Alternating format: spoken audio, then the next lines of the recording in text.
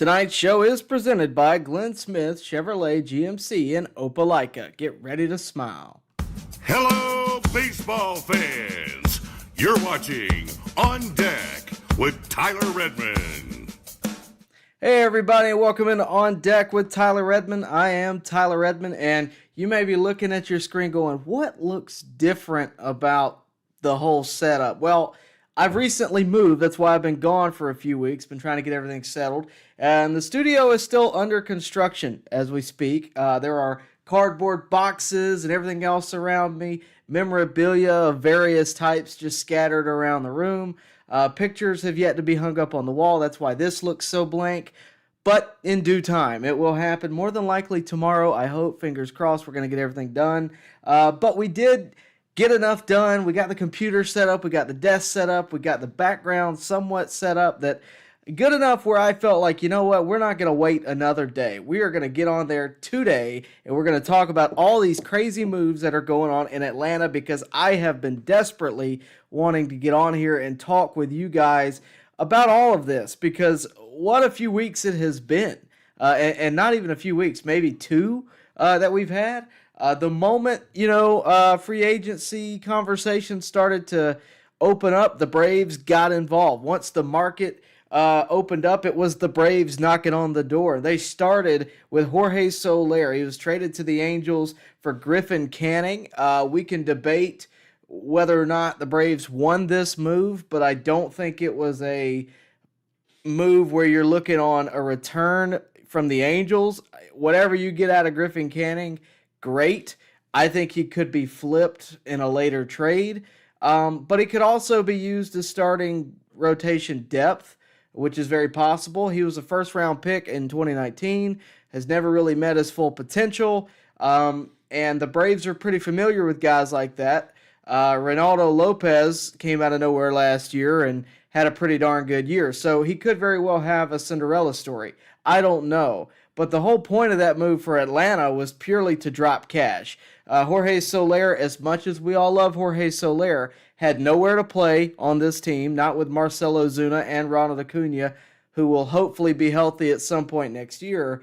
Not with both of them in the, playing on the roster and in the lineup. And you don't really want Soler in the field, as good of a bat or as dependable as a power bat he may be. Either way, he was owed $32 million over the next couple of seasons. And all in all, again, as much as we love Jorge Soler here in Atlanta, former World Series MVP with Atlanta, there just was not a place for him to me that made sense. I told you a long time ago that I thought it was going to come down to either Ozuna or Soler. And it's hard to argue that Ozuna is the asset that you want to keep between those two. He certainly had quite a year at the plate, and I think personally that's what makes the most sense. And Soler was the one I circled in terms of most likely to be traded. And I had talked with a few people within Braves media that had said, look, you could in theory pick up Ozuna's option and then trade him. We've seen the Braves now pick up the option, I believe an $18 million option. Which I thought that was expected. He's too valuable of a commodity. Even if you don't want to keep him, you can certainly trade him for a better return with a 1-year, $18 million deal to any team. He's that good of a bat. Plus, he's a DH. Everybody needs one. You could trade him if you wanted to. I didn't think the Braves would, but I knew a lot of people that did think that. It was a possibility, an interesting possibility to think about. I didn't think it was likely. I thought Ozuna had proved himself, had really turned not only his game around, but really his life around here in Atlanta. And I think he's become a valuable member in the clubhouse on top of what he does in the field. And as fans, sometimes you may not really pick up on that. But being a guy this year especially, where I was in a clubhouse at least once or twice, sometimes 3 or 4 times a month, which doesn't sound like a ton, but it's enough to kind of get a grasp of how the clubhouse operates, how it interacts with each other. And Ozuna was definitely a factor to me in keeping everyone within reach of who they're supposed to be, given how tough of a year they had. What I mean by that, it would be very easy for the Braves to toss it up last year as a lost year. I think it would have been extremely easy to do that. You lose your MVP, you lose a Cy Young candidate. We all know the story. Ozuna, again, not only on the field performed in a way to keep the Braves really in the mix, but off the field, I think performed in the clubhouse in a great way as well. So not surprised at all to see Ozuna staying in Atlanta. Not surprised at all to see Soler exiting Atlanta. Again, not for anything to do with who Soler is, what type of player he is, what he did on the field this year. Nothing to do with that. It's purely a roster move because you have assets and you don't have use for, or you don't have a place to use them. And somebody else does, and you can afford to lose Soler. And look, who knows? We may be fighting to get Soler back at the trade deadline. We never know how these things are going to operate and how they're going to finish. But that was far from the only move, and it wasn't just players. One of my last videos I did, at least one of the last streams I did, was about a month ago. We talked about Kevin Seitzer. If you remember, the Braves decided to move on from hitting coach Kevin Seitzer. A lot of you guys were happy about that. I'm not one to go dancing on the grave of a fired coach.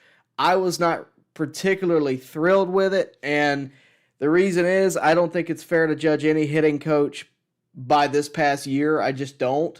And I think that's a really fair approach. I mean, you're talking about a guy who just the year prior in 2023 had a record-setting 2023 as a team. You go from that to 2024.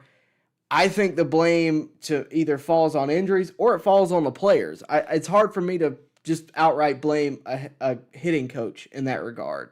And again, I think what that boiled down to, in my opinion anyway, is the fact that a guy like Matt Olson, who wasn't hurt all year, and even a guy like Austin Riley, who wasn't hurt all year, both had significant downticks in 2024. Again, I don't think that's solely to blame for Kevin Seitzer, but I definitely think that's why the Braves made that decision. It wasn't just because Acuna was out and Arcia didn't do well. It was because it was kind of a wide array and a lot of the big stars didn't perform like they did in 2023, which would be really tough to see. I think it was, again, more so the fact that the Braves wanted to change the approach. Well, here we are, a couple of weeks later. They have hired Tim Hires. Say that 5 times fast.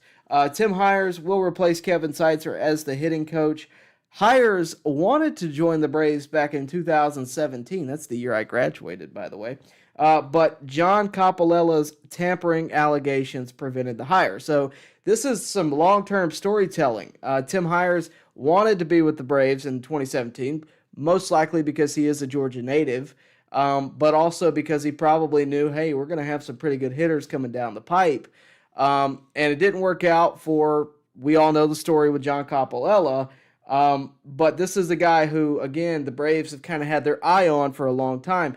I don't think this is any indication of the Braves wanted to get rid of Kevin Seitzer to get Tim Hires. I don't think it was anything like that. But they definitely probably had a short list of guys, and I'm sure he was on it. One thing I can say, Chipper Jones approves of this hire. He likes the approach. He likes the mindset. It's what I would say more in line to what Chipper has been preaching for the past few years. And look, Chipper also came out to Seitzer's defense and said, look, it's not like Seitz isn't saying what I'm saying. It's not like he's not coming out and saying, look, change your approach. Don't always try to hit the long ball. He is preaching that. It's up to the players to take that or ignore it. And unfortunately this year, I'm not sure that players ignored it, but players weren't able to really grasp it and take it and run with it. So here we are. Kevin Seitzer's gone. Tim Hires is in. We'll see what happens. I like the move. I certainly think that getting a guy who just won a World Series with the Rangers, I think we can take that and feel pretty good about it. So all in all, I like the move. I kind of hate to see Kevin Seitzer go just because I feel like he kind of got a raw deal with 2024, just the way things shaked out. And I've said it before. I mean, somebody had to be, I hate to call him a scapegoat, but somebody had to kind of take the blame. I kind of wish, in a way, the Braves had just said, look, it's a lost year. It is what it is. We all know the story. We all know what happened. We had plenty of,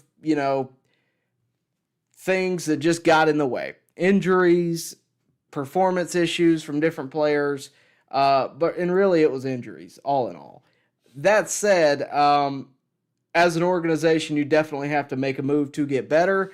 This is what Atlanta has decided to do. Again, I don't dislike it, but I do feel like Kevin Seitzer kind of got a raw deal. We'll see how it ages. I'm excited to see what Tim Hires does, and I hope, as Kevin Seitzer eloquently put it in his goodbye message in an article with, I believe, The Athletic, whoever can get through to these guys to not try to over perform and not try to do too much at the plate, that's the guy that they should hire. I'm hoping that it's Tim Hires. We will see. The other things that we need to talk about, we talked about the Braves picking up the option for Marcell Ozuna. And while that's all wonderful, fine, and dandy, they also declined the options of Travis d'Arnaud and Luke Jackson. Now, Luke Jackson was not really surprised by. I was more surprised to see Luke Jackson get picked up by the Braves this year than I was to see him get his option declined. Again, we all have fond memories of Luke Jackson in 2021. Has definitely had more ups than downs in a Braves uniform. This year wasn't really his year. I wasn't surprised to see this, and I think they're going to try to get him signed by someone else. That's why they did this so early. For Travis d'Arnaud, that's the one that's a head scratcher, and I think a lot of you guys probably feel that way too, because Travis d'Arnaud, for the past 2 years, really beyond that, since I would say 2020, has been a staple in Atlanta. Coming off the years where Tyler Flowers was pretty much your front runner catcher. You had the season with B-Mac, in 2019. d'Arnaud was kind of a breath of fresh air. In 2021, he caught every inning of the playoffs. I mean, every single one. He did not miss one. And he was definitely by far our best catcher that year. All due respect to William Contreras, d'Arnaud was phenomenal. Behind the plate with the pitching staff, he's pretty good with a bat too. I don't think this is the end. And the reason I say that, again, I mentioned how much success he's had in a Braves uniform, but over the past 2 years, he has been labeled, going into the season anyway, a backup behind Sean Murphy. Well, Sean Murphy, all due respect, Sean Murphy has been hurt for the large majority of that time, and d'Arnaud has really stepped up as the number one, even though he was labeled a number two. That said, his option was $8 million. I think what's going on here, and I'm not the first to suggest this, but I think what's going on here is you have the Braves who are trying to cut costs where they can, and they're going to try to get d'Arnaud for less money. I don't have a problem with that. I really hope he takes less money. If he takes $4 million, I'll be happy. If he takes $6 million, I'll be happy. But I think Atlanta is going to try to negotiate with him to keep him here because they don't want to spend $8 million on a backup catcher. And if you're Atlanta, in a perfect world, Sean Murphy doesn't get hurt this year. He has a great performance this year. He finally turns into the catcher we thought we were getting when we signed him. And d'Arnaud can, either move on to a new team or really move in as a backup catcher. Either way, the Braves are not going to want to pay d'Arnaud $8 million. And we can all have our thoughts on that. I certainly have mine. I thought d'Arnaud deserved a little more, and the reason I say that, he's been day in, day out a guy we can count on. Just this year, he had a game where he had 3 homers. He performed a little rougher on the back end of the season for sure, but, wear and tear of a catcher, especially when the main guy has been out for a long stretch, that tends to happen. I genuinely hope d'Arnaud comes back to Atlanta. He has had by far the best years of his career in Atlanta. One of my favorite memories was back in 2020. We all know that I love Frank the Tank. Frank, if you're out there, you're one of my favorite, follows on TikTok, YouTube, whatever. New York Mets fan, and he's a standard New York Mets fan, basically. But I enjoy watching this channel because he is so emotional. There was one game where the Braves played Atlanta, or the Braves played Atlanta. Listen to me. The Braves played New York, and d'Arnaud had the game of his life. And the Mets fans could not believe how much d'Arnaud had, flipped it around and really became an all-star type catcher.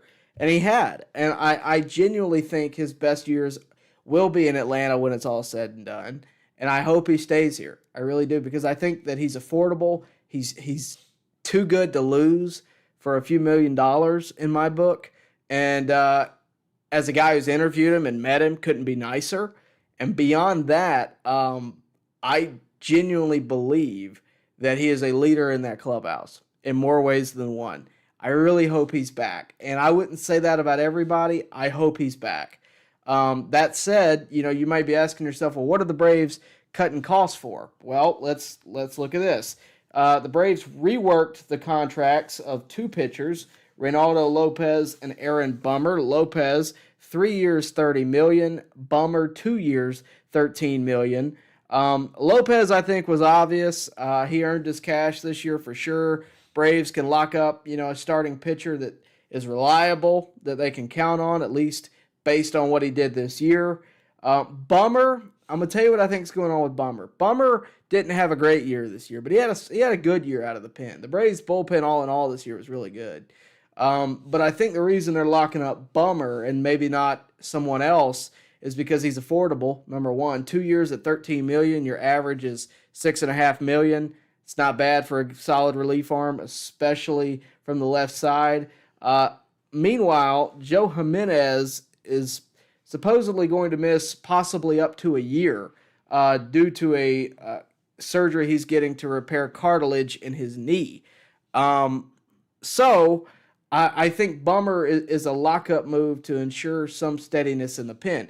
Now, there's other guys to lock up, A.J. Minter being at the top of that list, but he's also battling an injury as well. So you have a lot of question marks surrounding your bullpen right now. So we've all trying to connect the dots as to what's going on right now. Starts with Jorge Soler. You cut $32 million across the next couple of years. You're cutting costs where at d'Arnaud, Jackson, you're saving money there. There's a few scenarios here. I think you could be cutting costs to address starting pitching, which we're going to talk about in the next segment. I think you could be cutting costs to address your bullpen. I think you could be cutting costs to address shortstop. There's a lot of things the Braves could be cutting costs for. I think it could be a combination of all three. I think it could just be cutting costs to ensure that you have something to go to for, the time being.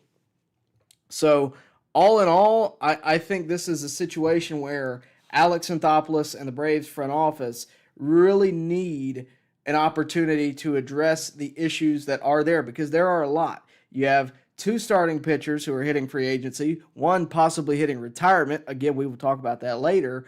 You need to address that. You need to address the idea that your bullpen is not as sound as you thought it might be coming into this next season. Shortstop, from a fan base perspective, I haven't met a fan who doesn't want us to address shortstop in some form or fashion, so you could address that. We'll talk more as time goes on and the more we find out. But a lot of moves made. None that I have a significant problem with. The only one that I'm like, I wish we wouldn't do that is decline d'Arnaud. And if you want to cut costs, I just hope we can land him for less money. That would be my take on what we've seen so far. But if I know Alex Anthopoulos like I think I do, and that's not very much, but I really do hope this is far from over. I think there's a lot of moves to be made. And this is a hot take. I think the Braves will be the most active team in the offseason this year. That doesn't mean they're going to spend the most money, but I think they'll be the most active team because there's so many different avenues to address that we've already gone through here, and probably even more so that we haven't talked about, possibly we don't know about. I think the Braves will be the most active team this offseason. So when we get back, we're going to talk about starting pitching, Max Fried, Charlie Morton, Nathan Eovaldi. Yeah, you heard that. We're going to talk about all of that on the other side of the break. Glynn Smith Chevrolet GMC presents a fantastic lineup of popular full-size SUVs and mid-size trucks. Compare side by side. Take your choice from new Chevrolet Tahoes and GMC Yukons, discounted up to $7,000 off. Or Chevy Colorado and GMC Canyons, discounted up to $5,000 off. Experience unmatched durability, powerful engines, and advanced technology. Choose your perfect vehicle today at Glynn Smith Chevrolet GMC in Opelika. Get ready to smile. Welcome back, everybody. Thank you for being here tonight. And before we get into this segment really quickly, it's been a few weeks since we've seen each other. And if you're just tuning in, if you weren't here for the top of the show, first off, thank you for being here. Do us a favor, like the video, subscribe to the channel, hit the bell for notifications if you have not already. We will be live more often than we have been the past few weeks. That I can assure you as we move forward. If you can't tell, the set looks a little different. We're under construction. That's why we haven't been on here for a few weeks. I've recently moved. It's what happens when you get married, I guess. You know, you basically get your marching orders and you do that. So we're back. We're not going anywhere. We're going to be streaming pretty much whenever something happens. We're going to be back. But we've got a lot to catch up on. That's what we're here tonight doing. The first part of the show was really purely just to refresh everybody's memory of all the things that have happened, and a lot has happened so far. But I really wanted to focus on this. Starting pitching for the Braves this offseason. I said last year I thought it would be the biggest concern. I thought some of it would be addressed by now. That has not been the case. We haven't seen a deal made for Max Fried. We have not seen whether or not Charlie Morton is retiring. We just don't know. Charlie Morton recently came out actually and said that, hey, I'm thinking about pitching another year. And some of you may be out there going, oh, I don't know, Chuck. You know, I don't know. Here's where I stand on it. Should Charlie Morton retire? If he gets paid, I think he should go out there. He didn't pitch bad this year. He's definitely getting older. Things can happen. And a lot of people are going to point to what Justin Verlander did, what Max Scherzer did at 40. Arguably two better pitchers in terms of their career than Charlie Morton. Two undoubtable Hall of Famers did not have good years at age 40 and are still getting paid super high dollar deals. The difference is the Braves are not going to give him a super high dollar deal. He made $20 million last year. And that might sound like a lot, but compared to Scherzer and Verlander, who both made $40 million and signed longer deals than 1 year, I can live with 20. Now, if I'm the Braves, I'm going to try to get Morton at 5 to 10 million and see if he'll take it just to get one more year, maybe another shot at a World Series. That would be my pitch. But we don't know what's going to happen just yet. That's the point, is we really don't know how this is going to shake out. We don't know if the Braves are going to decide, look, Chuck, we appreciate your service to over the past few years to the organization, but we're going to move forward. If it's me, I think you take it because you can shore up your rotation, especially for the start of the season next year. You have a lot of questions coming back. We don't know if Spencer Strider's going to be healthy.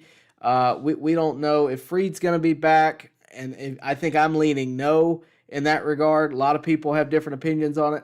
I just don't see it, especially not at this point because you have everybody giving offers, and I've seen the probable offer for Fried, which is, I want to say around $160 million.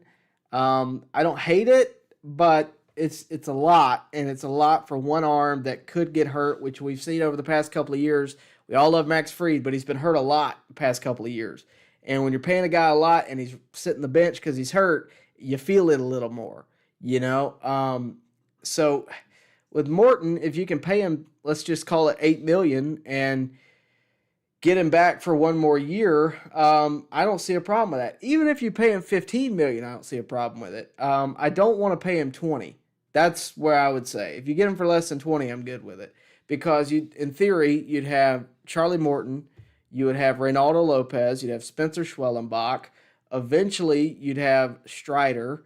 And really, I feel like it could really shore up your rotation. That again, right now, is very questionable. We don't really know how it's going to shake out next year.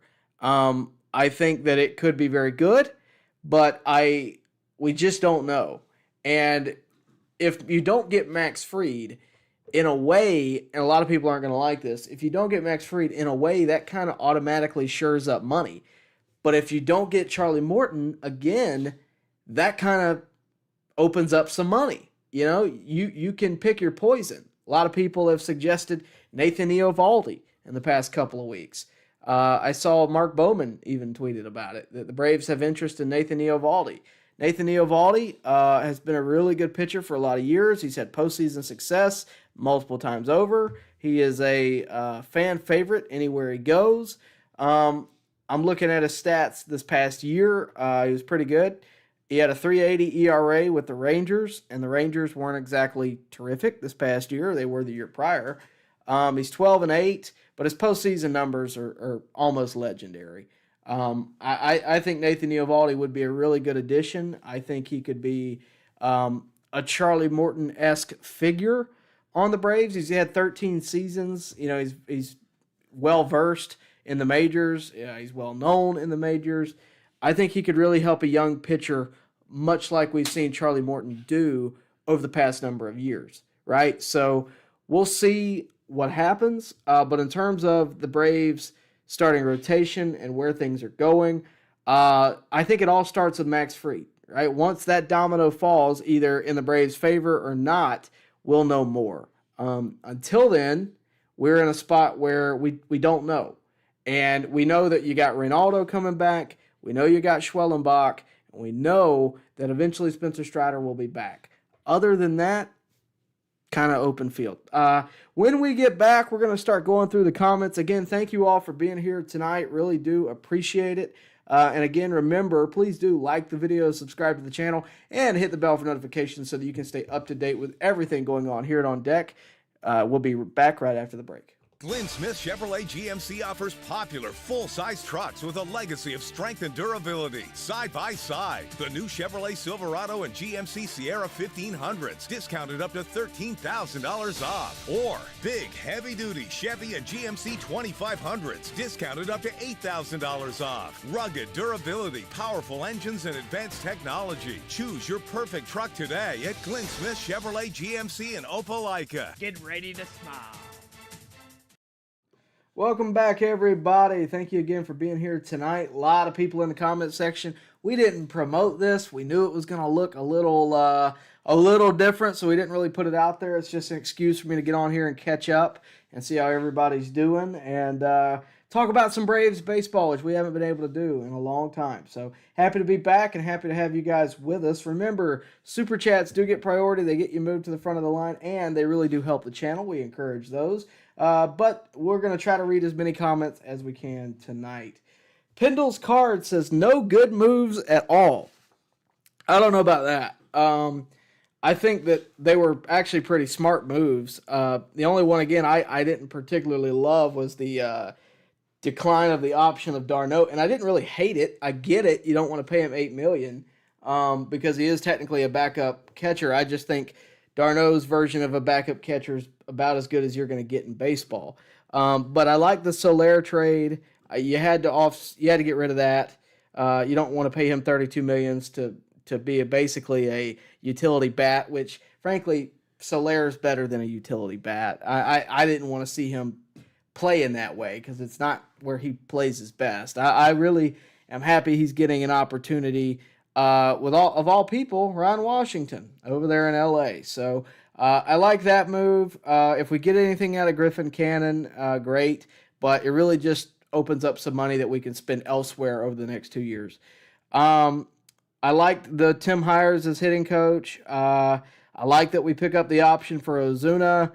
I like that we didn't pick up the option for Jackson. I like that we reworked the contract of Reynaldo Lopez. I like that more so than reworking the contract of Bummer, but both of those I really didn't have a problem with. So in terms of no good moves at all, there's no blockbuster, but they're definitely not bad moves. I didn't see an issue with it. Abel says, like your videos, have missed them. I hope AA has a lot of money ready for a perfect off season. Well, He's got $32 million for the next two. He just freed up, so maybe that'll be something. We'll see. And I think really when we got Soler, that money was already planned to be traded. That's why it happened so quickly. They knew as soon as this offseason started, all right, first priority, we got to trade Soler because we got nowhere for him to play next year, and we just need to find him somewhere else to go. Let me see. Can someone on the Braves have a 50-50 season in 2025? I'm going to guess no, and because I think your best bet if fully healthy is Acuna, right? He's done 40-70 before. We know the stolen bases are there. I think 50 is possible. I don't know if the stolen bases are going to be possible based on what we know injury-wise. I'm not saying it's impossible. I just don't know. Other than that, I think your best chance of 50-50 on the team, I guess, is Michael Harris. And I don't think the power numbers are there yet. I think they could be in a couple of years, but I don't know if they're there yet. Other than that, I can't. My buddy John said, John, can you think of anybody that could give you a 50-50 season on the Braves other than Acuna? So, yeah, I'm literally trying to. I don't think of anybody. As much as I love Mike Harris, he's your best bet just for pure speed reasons, and he can hit homers. I think he'd have a better chance of it if he played in Philadelphia, just because it's a bandbox. But at Truist, I just don't know. That's just my take on it. Corey Carter says, good to have you doing an off-season show, T-Red. Yeah, look, I didn't mean to take an off-season break. I didn't when I was gone for the next 3 weeks, I could have been on here doing very well for myself, to be honest with you, during the postseason. Even though it's not Braves related, it still could have done very well. Moving has been an adventure. It has been not a lot of fun, and unfortunately, getting on streaming has kind of been priority number 17, 18. Because we are in the off season for the Braves, and there are other things that need to be addressed. I'm happy to be back. I don't plan to go anywhere. Tomorrow, literally tomorrow, I got about 20 pictures that got to be hung up on the wall, jerseys that got to be hung up on the wall, whatever, you name it. Me and my dad are going to hook it up, but we just haven't been able to do it. That's why, again, that looks so blank, and it bothers me. And I'm going to tell you why it bothers me. I have curtains that need to be hung. And when you're in a room, you guys know this, but when you're in a room that has nothing on the wall and you're talking, it echoes, right? Do you hear it echoing in here? It echoes, and gosh, it's annoying. But I hope you guys don't hear it. That's why I got this beautiful thing. I hope you guys don't hear it, but it does echo in here. And when you get everything on the wall, it kind of goes away. It absorbs the sound a little better. So I'm looking forward to that. I'm looking forward to having my normal space back because the past few weeks we've gotten the entire rest of the place figured out. This is the one room that's left that we got to figure out, but excited about it, happy to be here, and happy to be back streaming and talking to you guys. Let's see. Scooter Puff says, I feel like every move so far except not picking up Travis's option has been good. You read my mind, Scooter Puff. Mass Boo says they still have a chance to sign d'Arnaud. They do. I think they probably will for less money. That would be my guess. And really, for d'Arnaud, you got to think. I don't have to, as a guy who just moved, I don't have to move anywhere. I don't have to relocate my family. I can stay here in Atlanta where I've really made a home and the fans like me and I've done really well. I have a secure spot if I stay. I think that's pretty appealing because, a lot of people probably wouldn't think that would be appealing as the backup. But for d'Arnaud, he is getting older.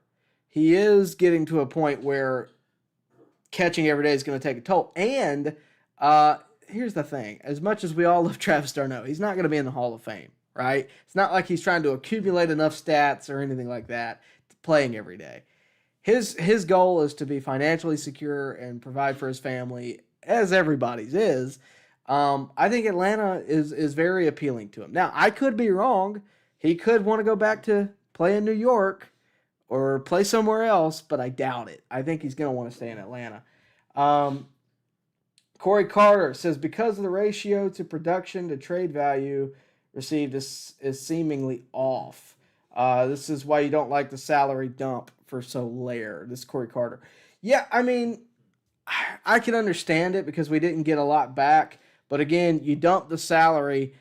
Let's see what happens with that salary, right? Because if you get 2 or 3 bullpen pieces to shore up your pen, or you use that money on a Nathan Eovaldi, or you use that money on Willy Adames, you may feel differently. It's all about what that money is allocated for. So we'll see. That's a wait and see type of move. And right now we just don't know anything. No, okay. Sorry, I got a Twitter notification. I just wanted to make sure we didn't have anything new. Let's see. Jonathan says, if Double-A doesn't sign Travis for lesser money, I believe Drake Baldwin for the minors will make the opening day roster. I think Drake Baldwin could make an appearance this year either way, whether he makes the opening day roster or not. If we don't sign Travis, I think that's very possible. And even if we do, if Murphy gets hurt or if d'Arnaud gets hurt in any way, I think Baldwin has definitely proven himself enough at the minor league level to warrant a major league call-up. Or you could pay, somebody else a couple of million to come over, but we'll see. Let's see. Mass Boost says, I think the main objective was to dump salary and to do it fast, and they got a guy back who might have some upside, and the Angels are horrible at developing pitchers. 130% agreed. It's really about getting money back. And look, if you can turn Griffin Canning into something that the Angels couldn't, you won the trade because Soler wasn't going to give you anything on the field anyway. It's all about, and you got money back. Think about it this way. Think about it this way. Let's say Griffin Canning has a Ronaldo Lopez resurgence. You just got paid to take him off the Angels' hands, essentially. That's how you got to look at it. And if he doesn't, you got paid to. This is a bad analogy, but if he doesn't turn into anything good, you got paid to take out the trash. Either way. Mass Boost says, at least the Braves have Angel Perdomo coming off Tommy John, and they put Domingo Gonzalez on the 40-man. Yeah, I still think the bullpen's got some questions. I like A.J. Perdomo. I even like Ray Kerr. I think, there's some options down there for sure for the pen. A lot of options pitching-wise in the minor league level that we forget about. But I think the Braves are going to make some moves, and specifically because you can't really let your bullpen depend on guys who we haven't seen in over a year, especially maybe 1 or 2, not 3 or 4. And you don't have A.J. Minter. He's coming off of an injury. You don't know when he's going to be back if you re-sign him, which I assume they will. But you really don't know, until it happens, whether or not they're coming back. So that said, I think the Braves are going to make some moves bullpen-wise. I think they have to. Pendle's card says, wouldn't count on production from Strider or Acuna. Haha, yeah, whatever. Who said that? Corey Carter says, I wouldn't count on production from Strider or Acuna. Here's the thing. I know there's a disagreement there. I don't necessarily disagree with you. And it's not that I don't think Acuna can be successful. I think he was actually pretty good the year he came back, the first year he came back from his first injury. But you can't count on 40-70. I definitely think that's a legit comment. I don't think you're wrong either. I think with Strider, we really don't know. That's one you don't want to rush into it. And you may get production. You may get it after June, after July. You may get it in 2026. We don't know. And really, with these types of injuries, you may not get any. That is a reality that we kind of have to wake up and smell the roses to. So, Corey, you stepped up and said it. Proud of you for that. You're going to get criticized. I don't think you're necessarily wrong.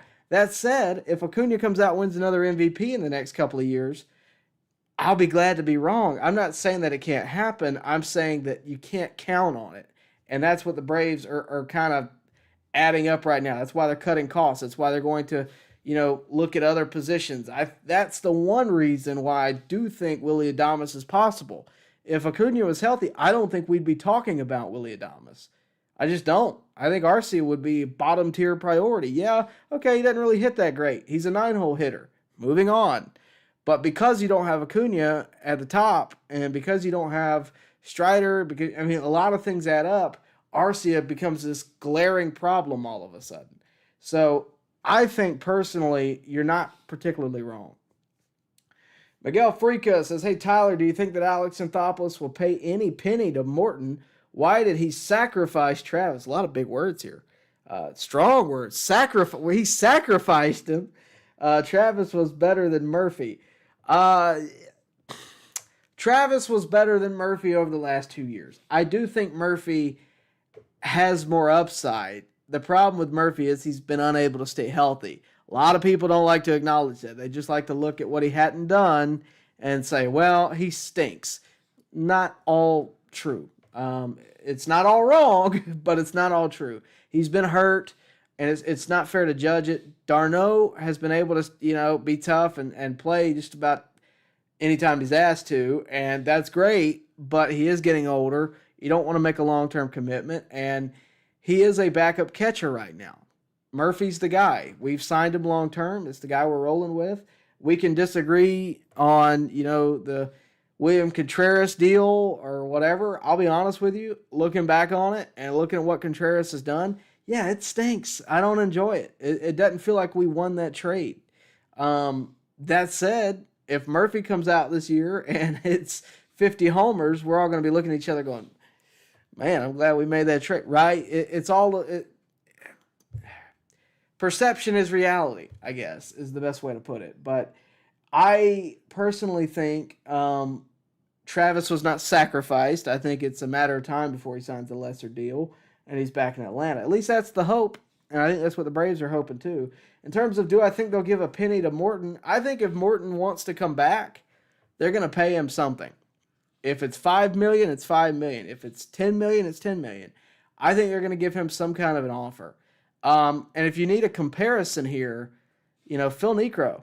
Phil Niekro didn't make a ton of money his last few years, but he wanted to keep playing. He could keep pitching, and teams were willing to sign him. Now, granted, he threw a knuckleball. Things are a little different these days, but that's kind of who I compare Morton to. The reason being they're similar in age. They are similar in their approaches in a way. Morton has a better fastball, better stuff other than the knuckler. But Niekro, there's always that story that I like to go to. Niekro is one of my favorites, especially out of people that I've interviewed and met. Niekro's up there. And, he signed for $1 for one game, his last game he ever pitched. It was in Atlanta. He signed a one-day, $1 deal to pitch in Atlanta. And I have always really admired that. I don't think Morton's going to sign a $1 deal, but I definitely think you could see a lesser deal for 1 year to have one. Because here's the thing. If I'm Morton, I'm looking at 2024, and I'm going, ugh, it's not really how I want to hang it up. Yeah, I'm ready, but that ain't really how I want to do it. I want to do it with a good run in the playoffs. Maybe not a World Series championship, but I want to at least feel like I got a shot. And this year, it didn't really feel that way. It just didn't. And that's okay. But I if I'm Morton, I'm like, yeah, you know what? I'll take $5 million to play another 162, maybe hopefully more like 172. But that's me. That's how I feel about it. I'm not in his head. I don't know what kind of injuries, body aches, what kind of feeling he's got. I don't know. I don't know what his family thinks. There's a lot of thought that goes into that. I don't want to assume anything, and I certainly don't want to get, I don't want to jump the shark here. I think Morton, if he wants to come back and he will take a fair deal, the Braves will certainly give him a deal. I think that because, again, your starting rotation has two really big question marks in it right now. And Morton, if he's a back end of the rotation guy, kind of shores that up. So, that's my take on it. Let's see. A lot of folks in the chat tonight. Really do appreciate it. Chris says, no one ever said that they're not some of the best at their positions when healthy, but you can't rely on them to be healthy. That stinks. I assume you're talking about Acuna. You're talking about Strider. Look, I think with Acuna and Strider this year, we're all going to wonder what they're going to be. We don't even know when they're going to be back. That article came out, I think, last week, maybe earlier this week. We don't know that they're even going to be back opening day. I would say it's unlikely that they're going to be back opening day. I thought that anyway. You're talking about two really serious injuries, and even if they were back opening day, I don't think you want to rush anything, right? Because Strider, I've said for a long time, I love the way Spencer Strider goes about the game. Absolutely love it. What I worry about with Strider is, and what I've always worried about with Strider, is his arm action. He's so violent in his delivery. And it's not a bad thing. It's very effective. But in terms of, can you do that forever? That's what I question. And it's not a question of ability. It's a question of, can that hold up? And in this situation, I just don't know that you want to rush him back. You definitely don't want to rush Acuna back. Not even a little bit. You want to let that heal up as much as possible.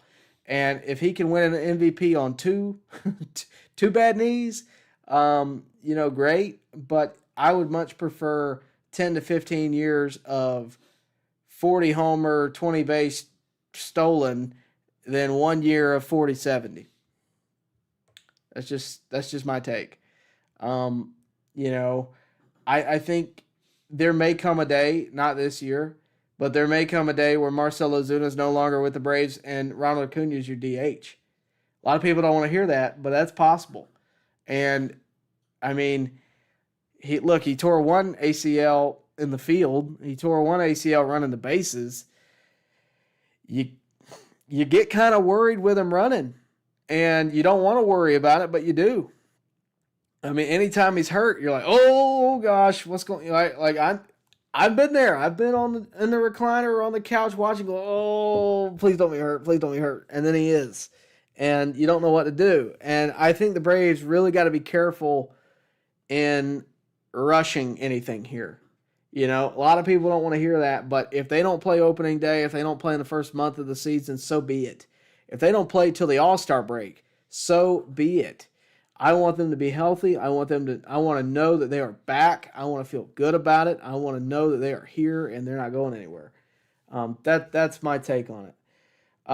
Scooter Puff says, I feel like the Braves are gearing up for at least one major free agent signing. Who will that be? Who knows? But they are freeing up all this money for a reason. Well, a lot of people are going to point to other folks that aren't within the organization, but you got two free agents in Max Fried and Charlie Morton. Those are free agent signings, and it could be that they're freeing up money to give Fried not a qualifying offer, but a reasonable offer for what he's going to get. I don't know if that's the case. It's possible. I don't know if Fried really wants to listen to it. I'm sure he does, but I think that's a possibility. I think Willie Adames is a possibility. I think Nathan Eovaldi is a possibility. I'm curious to see what they do. We'll see. Let's see. Corey Carter says Travis could always be counted on for a professional at bat. Just look at how many spots d'Arnaud was called upon to pinch hit in a crucial spot. Yeah, if you don't think Brian Snitker wants Travis d'Arnaud back, I think you're fooling yourself. I think the front office wants him back for less money. And it wouldn't surprise me if that conversation has been had already. That wouldn't surprise me at all. We'll see. But I definitely think he's going to get offers from around the league. If he wants to be back, I think he will be. I think he'll get that offer. But I also wouldn't be surprised if he was offered, $10 million to go play for the Brewers, or $10 million, or maybe not the Brewers, but $10 million to go play for whoever, right? Arizona, you name it. And if he wants to move cross country, then he will. But I think there's a strong possibility that he takes a half off discount to stay in Atlanta. I think that's possible. But we'll see. Mass Boost brings up a good point that I forgot to mention. The Braves do save $1.5 million on Bummer's new deal. They saved $2 million on the CBT in 2025 and $1 million on the CBT in 2026 on Bummer's rework deal. So yeah, they lock him up. They save a little money. I think I think, yeah, I mean, you can't argue with that. I'm more happy about Reynaldo just because I think Reynaldo is more of a staple in the pitching staff, obviously. I mean, he won a freaking All-Star this year. That doesn't just happen. So I'm hoping that, that's a sign of what's to come. I'm hoping they get to lock up AJ Minter, longtime staple in the Braves bullpen. He is coming off injury, but I think AJ's been a dependable arm. He's had some stretches where it didn't go his way, but I think all in all he's a dependable arm. He's a great clubhouse guy, phenomenal clubhouse guy. Good interview too, by the way. Enjoyed talking to him. I will say this: if you ever go into the Braves clubhouse, which I don't know if you ever get to tour it, let me know. But everybody has a locker, and there's this ring, and they have different signs up on the wall. World champions, this, whatever. There's one locker that has this neon sign above it. I don't know what it means. I don't know what it stands. I don't even remember what it said. But there's one locker that has a neon sign above it. AJ Minter. And it just, something about it, it makes him stand out to me for sure. That said, I hope he's back. He's a free agent this year. We'll see. A lot of folks in here. Oh, we're bringing up Dale Murphy now. Good Lord. Dale Murphy belongs in the Hall of Fame. We just took a hard left, Krusty. Krusty says Dale Murphy belongs in the Hall of Fame. You're not going to get an argument out of me on that one at all. I think Dale Murphy should have been in the Hall of Fame a long time ago. I hope one day I live to see it. I hope he lives to see it. And I think it's long overdue. I think there's a lot of folks that should be in the Hall of Fame that are long overdue. But Dale Murphy's up there. Andrew Jones belongs in there. And I am flabbergasted he's not. Took forever to get Fred McGriff in the Hall of Fame, which I think is a travesty. There's a lot of guys that aren't in the Hall of Fame. And if you want to go the steroid route, we all know Barry Bonds belongs in the freaking Hall of Fame. And I got a whole exhibit over there for him now. Pete Rose, good Lord. Put the man in the Hall of Fame. Baseball, if you're out there, if you're listening. Rob Manfred, if you're out there and you're listening. Put Pete Rose in the Hall of Fame. But, it is what it is. That's the way I feel about it. I've had a lot of people try to change my mind about the Hall of Fame. It's an exclusive club. You can't do this. You can't do that. That's fine. I'm all for exclusive club. But when you don't have your home run leader in the Hall of Fame, when you don't have the guy who has the most Cy Youngs in the Hall of Fame, when you don't have the guy who has the most hits in the Hall of Fame, I could go on. When you don't have that many of the game's best in the Hall of Fame, it starts not looking like a Hall of Fame. It starts looking like a country club, and I just don't know that really represents the game, because here's the thing. The Hall of Fame is one thing.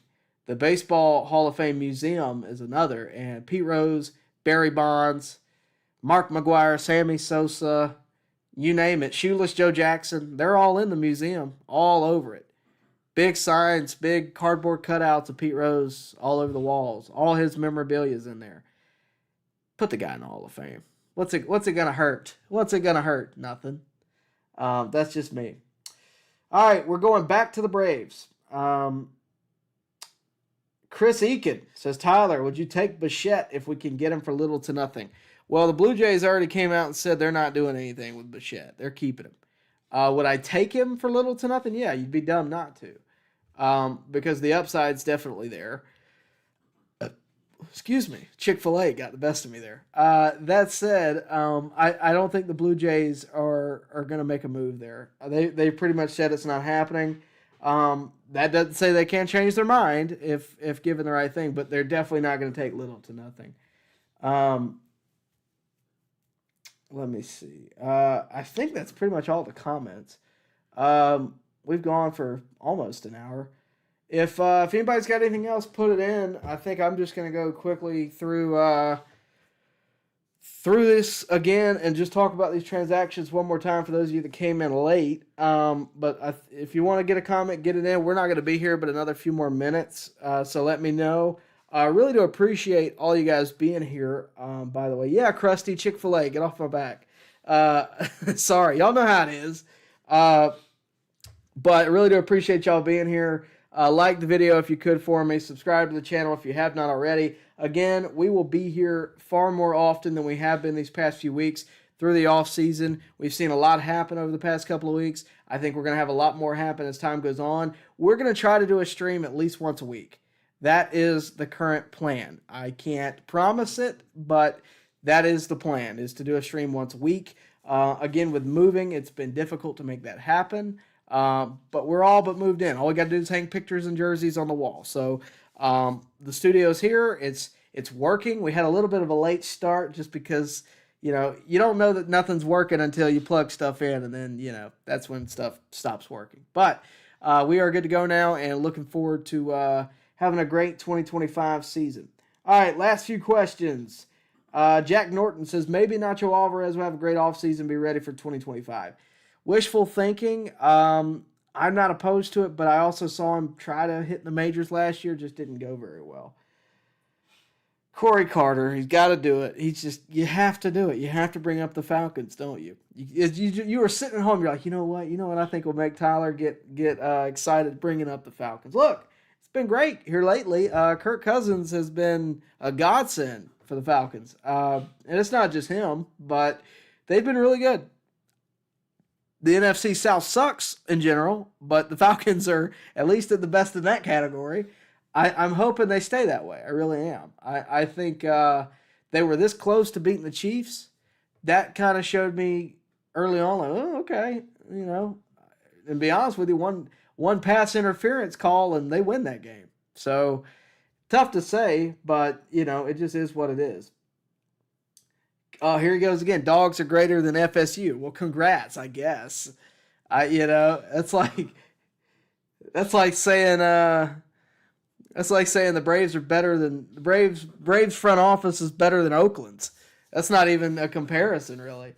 Look, I'm pulling for the Dogs because if Georgia does well and they make it to a national championship, I get to go. So I'm all for that. But yeah, my Florida State Seminoles. Y'all need to pray for them because they're having a rough time. Kristen Montgomery says, Kelnick to AAA, please God.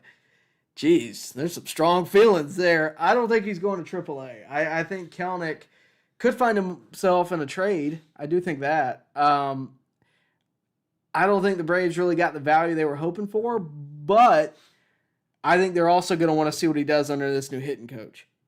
I think that's going to be a factor. So we'll see what happens. Let's see. Now, Krusty. This is for you. They didn't direct it toward you. You'll appreciate it. Make Atlanta great again. Go Braves. Krusty, come on, man. We're one day away. Come on. I don't get political here. E. Balderas. If Morton decides to stick around for another year, how much do you think the Braves should pay him?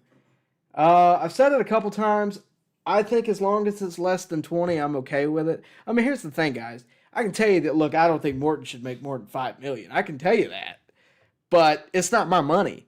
It's not me paying it. And it's really about how much the Braves have to spend, how much they're willing to spend, and how much they really want Morton back.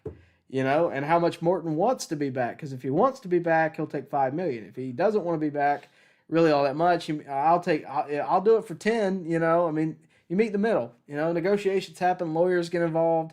It's tough to say. I think Morton, if he really wants to be back, we'll see what happens. Joe Reese, do you think the Braves bring back Soroka next year for the bullpen since he's a free agent? Man, I just can't go a week without getting the Soroka question. Look, we've talked about him a lot. I'm going to show you something. I've pulled this video up a lot, but this is my view. This is the first appearance Soroka had after the torn Achilles. This is in Rome. I went up and saw it. I want to say he had like 13 strikeouts or something. I got them all on tape right here. And only a couple innings. I mean, he looked really good. That said, he hasn't really mastered what he used to be yet. And he didn't pitch extremely well for the White Sox, but, that's the White Sox, so it's tough to say. I wouldn't be against it. I wouldn't be for it. necessarily. A lot of people were upset when they didn't bring him back. But again, not against it, not really for it. We'll see what happens. That's the best way I can put it. Miguel Freaka, this is actually a pretty good question, Miguel. He says, who has more value, Morton or Travis? That's a good question. That's a really good question. They're very comparable in different ways, but they're very comparable. Morton or Travis? Morton, he's probably going to be your 4 or 5 man in the rotation. Travis is your backup catcher.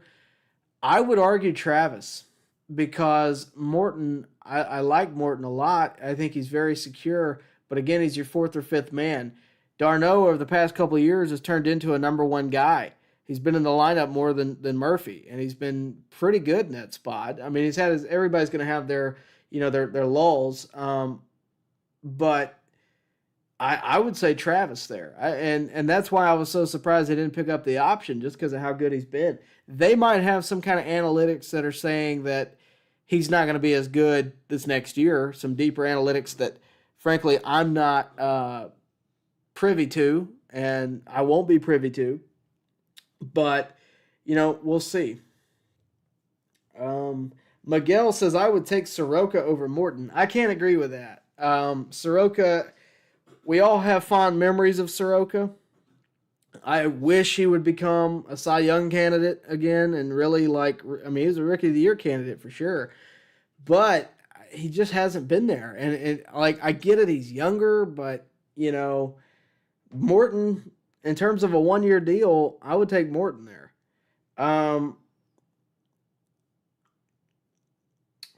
Mass boost, all right, fine. I'll entertain it. Let's see. Let me pull up my handy-dandy laptop. He wants me to look at Soroka's numbers as purely a reliever. All right, give me a second. All right, so all in all last year, he had a 4.74 ERA, 10 losses. That doesn't mean anything on the White Sox. 84 strikeouts. Give me a second. I'm navigating Baseball Reference. All right.